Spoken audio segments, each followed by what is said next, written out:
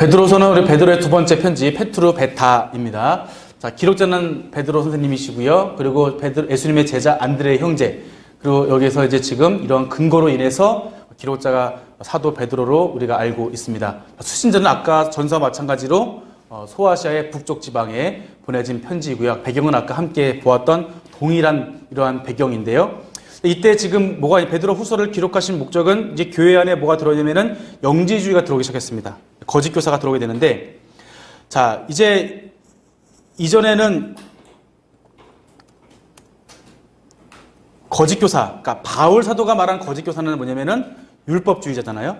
근데 이제 베드로 후서 오면서 특별히 이제 우리가 골로새서 바울 사도께서 4차 여정 가운데 4차 때 이제 그 가택연금 당할 때 기록하신 편지 골로새서 보면은 2장 8절에 철학과 헛된 속임수, 이제 그것이 이제 영주주의 보는데, 그 골로새서 다음에 이제 이 베드로 후서, 그 다음에 유다서, 그 다음에 요한 1, 2, 3서, 여기에 이제 뭐냐면은 영주주의가 나와요. 그런데 영주주의가 다 똑같은 영주주의가 아니라, 먼저 골로새 같은 경우는 어떤 영주주의냐면은 철학과 헛된 속임수라는 게 첫 번째 영지주의의 초기 단계이고, 그리고 오늘 지금 보고 있는 베드로 후서도 예수님을 다 부인하지 않지만 예수님의 재림을 부인하는 거예요. 그러니까 예수님을 온전히 부인한 건 아니고 예수님의 재림, 고난 가운데 예수님을 모시지 않으니까 예수님의 재림을 부인하는 이러한 초기의 영지주의가 나오고, 이것이 발달된 형태가 뭐냐면 예수님의 신성을 부인하고, 예수님의 이제 육체는 악하고 영은 선하다, 이러한 개념으로 나가는 이러한 발달된 영주주의, 또 이것이 2세기, 3세기 가면 점점 더 확대되는 영주주의가 있는데, 어쨌든 이러한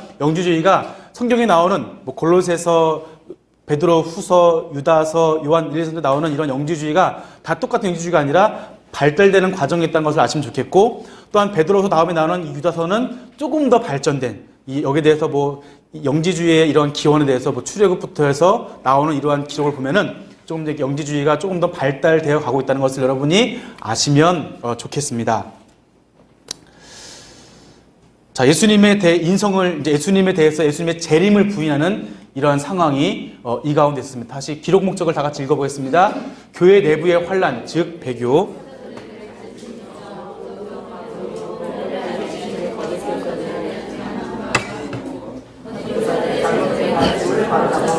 기독교인의 신앙 확립을 위한 기독교 교리의 요점 다름, 주님의 재림, 흔들림 없이 거룩과 성숙으로의 성장을 권면.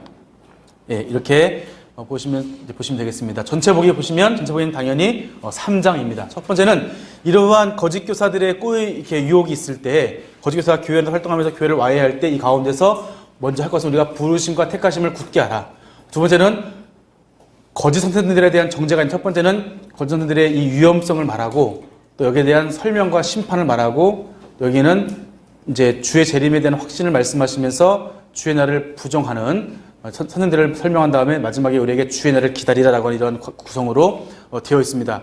여러분, 박해가 오면은요, 이 초대교회 오면은 박해가 올 때 교회가 더 약해지지 않고 점점점 강해지고 또 부흥했던 것을 우리가 볼 수 있어요. 그런데 이 교회 안에 문제가 발생하면 해결할 수가 없는 거예요. 오히려 교회의 이러한 무너짐은 교회 내부의 문제로 벌어지는데, 교회 안에 지금 거짓 교사가 들어와서 교회를 지금 와해시키고 있는 겁니다. 자, 거짓 교사가 들어와서 예수님의 재림을 부인해버리고, 왜냐면 핍박 가운데 고난 가운데 있었지만 다시 오신다고 하신 그 예수님께서 다시 오시지 않고, 또한 믿는 자들이 지금 죽는 상황이 발생하니까 예수님 다시 오시지 않아 라고 하는 이런 개념 가운데 발달되어가는 영주주의의 모습을 우리가 함께 볼 수가 있겠습니다. 자, 자세히 보시면요, 먼저 우리는 이 가운데서 우리의 이가 흔들릴 때 먼저 우리의 부르심과 택하심을 굳게 하라고 말씀하십니다. 함께 말씀을 읽어보시겠습니다. 그의 신기한 능력으로 생명과 경건에 속한 모든 것을 우리에게 주셨으니 이는 자기의 영광과 덕으로서 우리를 부르신 이를 알므로 말미암아 이로써 보배롭고 지극히 큰 약속을 우리에게 주사, 이 약속 말미암아 너희가 정욕 때문에 세상에서 썩어질 것을 피하여 신성한 성품에 참여하는 자가 되게 하려 하셨느니라. 그러므로 너희가 더욱 힘써 너희 믿음의 덕의 지식을, 지식의 절제를, 절제의 인내에, 인내의 경건을, 경건의 형제우애를, 형제우애의 사랑을 더하라. 그러므로 형제들아, 더욱 힘써 너희의 부르심과 택하심을 굳게 하라. 이것을 행한즉 언제든지 실족하지 아니하리라. 이같이 하면 우리 주 곧 구주 예수 그리스도의 영원한 나라에 들어감을 넉넉히 너희에게 주시리라. 아멘. 네, 이렇게 말씀하십니다. 자, 우리가 하나님께서 보배로운 약속을 주신 것은 신성한 성품에 참여하게 하시기 위해서 우리를 부르셨다고 말씀하십니다. 그 당시에 이제 거짓 교사들에 의해서 정욕으로 세상으로 유혹을 받는 자들에게 하나님께서 우리를 부르신 목적을 분명하게 말씀하십니다. 그러면서 우리가 믿음의 덕의 지식을 지식의 절제를 절제, 형제의 우애를 절제, 인내를 인내의 형제의 우애의 사랑을 더하라고 우리에게 말씀하십니다. 이걸 통해서 우리가 행실에 있어서 열매 맺는 그리스도인이 되어야 된다. 어쨌든 우리가 이러한 시험이 있을 때 우리가 이것을 행함으로 인해서 우리 가운데 열매를 맺어야 된다는 것을 우리에게 말씀하십니다.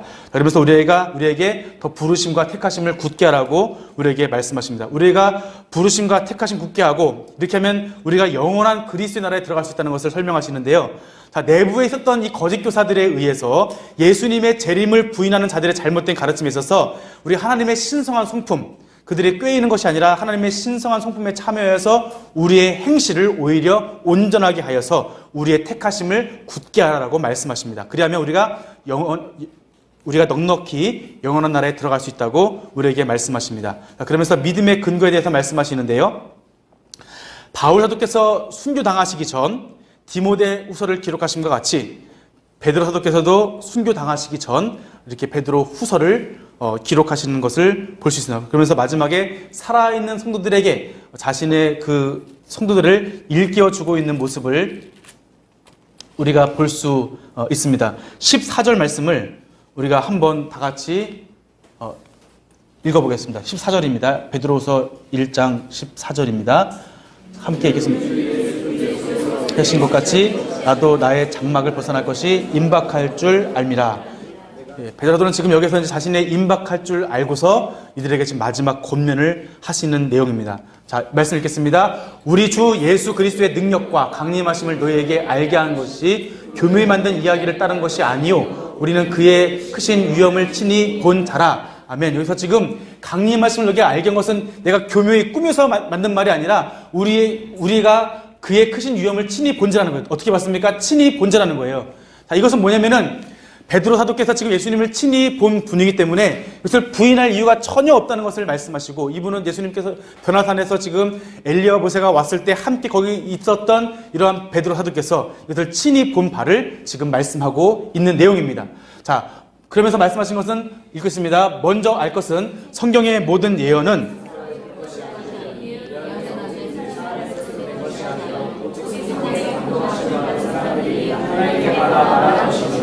아멘.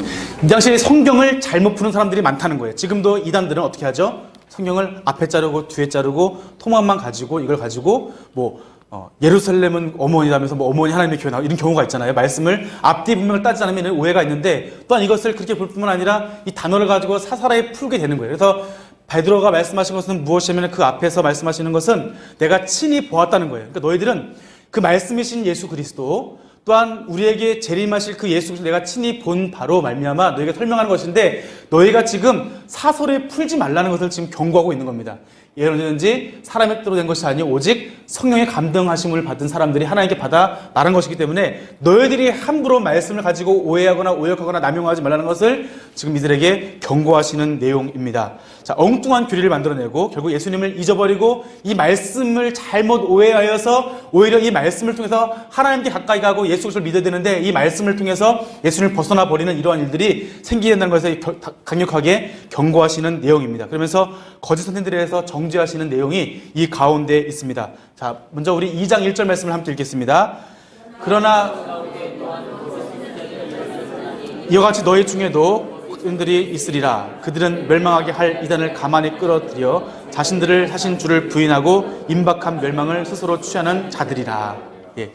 이들이 거짓 선지자들이 나타나서 예수님을 부인하는데, 특별히 이 부인하는 이것은 무엇이냐면은 예수 그리스도의 재림을 부인하는 영역이라고 하는 것입니다. 자, 그래서 이것이 이단의 정체죠. 여기 이단은 심판을 받는다고 스스로 멸망을 취한 자들이라고 말씀하십니다.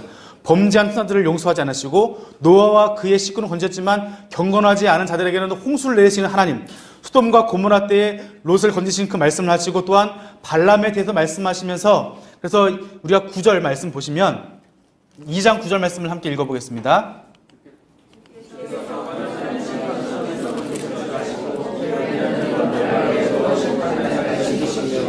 예, 경건한 자를 건지시고 불의한 자를 심판하잖아요. 지금 이제 교회에 거짓 교사가 왔을 때 너희는 경건히 행해라는 거예요. 그 가운데서 우리가 신성한 성품에 참여해서 우리가 믿음을 지켜 행하라고 말씀하십니다. 그래서 이 가운데서 이들은 어떻게 되느냐? 결국 이들은 오늘 9절에 있는 말씀과 같이 경건한 자는 건지시고 또한 또 불의한 자는 형벌에 가져가신다는 것을 이렇게 말씀하시면서 너희는 오히려 경건한 자가 되어서 너의 믿음이 거짓 선생들에 의해서 흔들리지 말 것을 말씀하십니다. 그러면서 주의 재림에 대해서 이제 확신하는 말씀을 주시는데요. 그 당시에 거짓 교사들이 전한 메시지 가운데 하나가 예수님에 대해서 재림을 부인한 것이었습니다. 예수님이 다시 오시지 않는다. 자, 예수께서 승천하실 때 천사들이 다시 오실 것이라고 말씀했는데 예수님이 약속하신 부분인데 30년이 지나도록 오시지 않으니까 제자들도 사도들도 예수님이 곧 오신다고 했는데 오시지 않고 또한 이 초대교회에 그렇게 말했던 분들도 순교하시고 돌아가신 일들이 생기게 된 겁니다. 그리고 믿음의 선진들 든든하게 예수 믿던 이런 분들도 세상을 떠나고 또한 순교당하신 이러한 가운데에서 점점 어려워지니까 이 거짓 교사들이 예수님 오지 않아, 예수님은 가짜야 이러면서 거부해 버릴 때 여기에 대해서 이제 베드로 사도께서는 확신을 심어 주십니다. 자, 먼저 우리가 말씀 3절 4절 말씀을 함께 읽겠습니다. 먼저 이것을 알지니 말세에 조롱한 자들이 와서 자기의 정욕을 따라 행하며 조롱하며 이르되 주께서 강림하시는 약속이 어디 있느냐? 조상들이 잔후로부터 만물이 처음 창조될 것 같이 그냥 있다 하니 이제 하늘과 땅은 그 동일한 말씀으로 불사르기 위하여 보호된 바 되어 경건하지 아니한 사람들의 심판과 멸망의 날까지 보존하여 두신 것이라. 아멘. 이렇게 말씀하십니다. 그러면서 이렇게 지금 사람들이 하는 말이 이런 말이에요. 조롱한 자들이 와서 약속하셨는데 천지 창조될 때부터 지금까지 뭐 바뀐 게 있느냐? 아무것도 없지 않느냐? 오시지 않는 거야 라고 지금 떠들 때 지금 우리가 8절 말씀을 함께 읽겠습니다. 8절 9절 말씀. 자, 이거 8절입니다. 읽겠습니다. 시작. 살아난 자들아 주께는 하루가 천년 같고 천년이 하루가 같다는 가지를 잊지 말라. 하나님의 때와 우리의 때가 어떻다는 거예요? 다르다는 거예요. 하나님의 하루가 우리 천년일 수 있고 그렇다고 말씀하기 때문에 하나님의 때와 우리의 때가 다르다는 것을 우리에게 말씀하십니다. 그래서 이 종말의 때를 인간의 때로 맞추지 말라고 말씀하시면서 우리 9절 10절 말씀을 다 같이 읽겠습니다. 주의 약속은 어떤 이들이 더디다고 생각하는 것 같이 더딘 것이 아니라 오직 주께서는 너희에 대하여 오래 참으사 아무도 멸망하지 아니하고 다 회개하기에 이르기를 원하시느니라. 그러나 도둑의 같이 오리니 그날에 하늘의 소리로 떠나가고 물질이 뜨거운 불에 풀어지고 그 땅과 그 중에 있는 모든 일이 다 드러나리로다. 아멘. 자, 우리가 느끼기에는 더디 오신 것처럼 느껴지지만 그 이유는 뭐냐면은 지금 늦게 오는 이유가 있다는 것은 하나님께서 너희에 대하여 어떻게 한다고요? 오래 참으사 아무도 멸망하지 않고 다 회개하기를 이르기를 원하신다는 거예요. 하나님의 소원은 경건한 자는 구원해 주시고 불의한 자를 멸망시키는 것이 최종 목표가 아니라 이 불의한 자에게도 시간을 주시고 기회를 주셔서 모든 사람으로 하여금 전부 다 구원받게 하는 것이 하나님의 뜻이라고 하는 거예요. 그래서 우리가 하나님의 때를 오해할 때 만물 때와 지금 똑같지 않냐라고 말할 때 하나님의 때는 어떤 것이냐면은 하루가 천년 같고 그러니까 하나님의 때와 우리 때는 다르다고 말씀하시면서 너희들이 더디다고 느껴지는 부분이 있다면 그것은 하나님이 안 계신 것이 아니고 늦게 오신다는 것이 아니라 그 이유가 단 한 가지 뭐냐면은 우리에 대해서 오래 참으사 모든 사람이 회개하고 돌이키길 바란다는 것이 하나님의 마음, 예수님 마음이라는 것을 여기에서 말씀하십니다. 그러므로 우리가 도둑같이 오리니 우리가 이 가운데서 모든 것이 드러난다는 것을 말씀해 주십니다. 마지막으로 우리가 11절부터 13절 말씀 함께 읽겠습니다.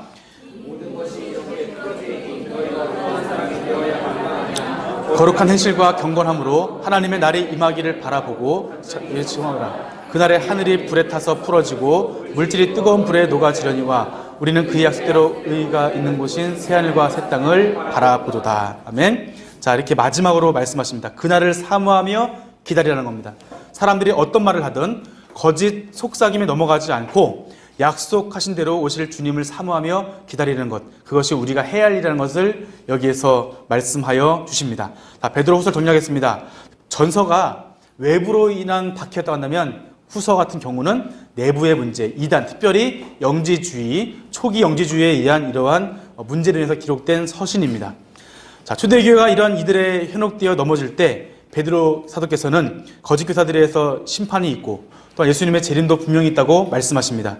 주님의 재림이 지연되는 것은 한 사람을 더 구원받기 위해서 기다리시는 하나님의 마음, 우리를 간절히 찾고 기다리시는 하나님의 마음이라고 설명하십니다. 성도는 다시 오실 주님을 사모하며 믿음에 굳게 서서 그날을 기다려야 한다고 말씀하십니다.